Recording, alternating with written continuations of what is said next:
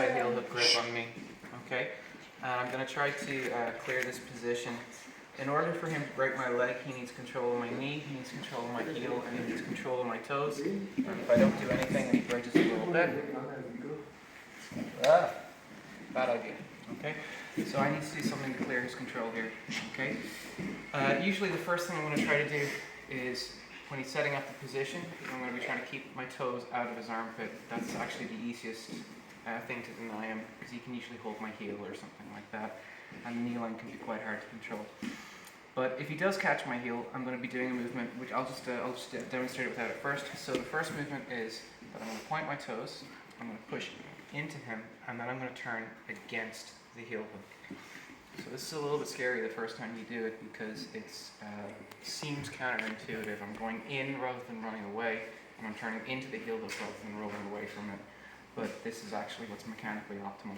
So if he's going to grab my foot here, okay, I would like to keep my hands in base. We'll talk about if I need to use my hands to clear the grips in a second. But I'm going to point my toes like a ballerina. I'm going to push my heel into his armpit, and then I'm going to turn. So it's point, push, and turn. You do not turn before you push. You do not push before you point. You could break your own leg. So for example, if he has the heel hook grip here and I skip straight to turn, I'm going to hurt myself. So that would be a very bad idea. So he's got the grip in place, and it's point, push, and turn. Okay. I would prefer to keep my hands for base because it allows me to elevate my hips, and even if Josh is trying to break my leg here, go on. It's quite hard for him to put meaningful pressure on me when my hips are higher than his, and I have no ability to generate base if I give up my hands. Okay. If I do need to grip with my hands, what I'm going to do is I'm going to reach around his elbow. I would ideally like to do it with one hand so I can still keep another hand for base, but if I really can't get it out, I'm going to take a grip here, and Josh try to break my leg. Point, push, turn, and I pull him into me as I push the leg deeper. Okay. The same mechanic exists if we're in saddle on the other side. Okay, it's opposite, but it's the same. Again, I'm going to point my toes, push, and turn, and elevating my hip is very important here.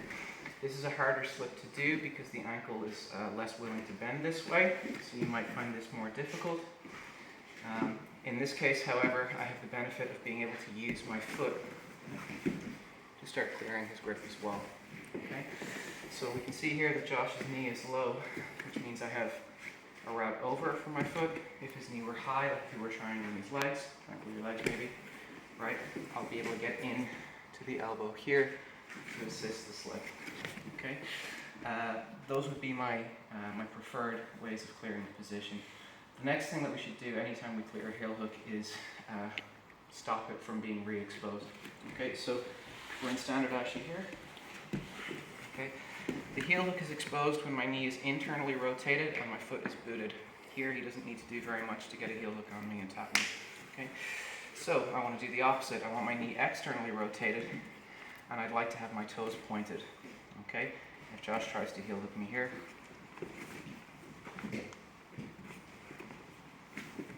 come on. Can't even get to it. Okay? In the same way here, I'm in saddle. Josh gets me when my leg is externally rotated and my foot is booted or dorsiflexed. So I'm going to want to internally rotate my knee and keep my foot long here. Once I have done either of these things, I'm going to start trying to clear the position and get my knee out. So for example, I can take a C grip on his knee. If he's trying to get me here, I can push, get my leg in, and scrape him off my legs. Or if we're here, standard ashi, outside ashi, doesn't matter. Right?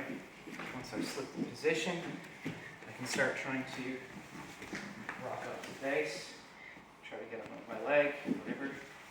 It's a lot harder for him to expose my heels when it's on the mat, and I'm working towards a passing platform rather than staying in the game where he wants to be able to get me. So that's the basic heel slip mechanic and basic kind of direction that we want to follow once we've completed those.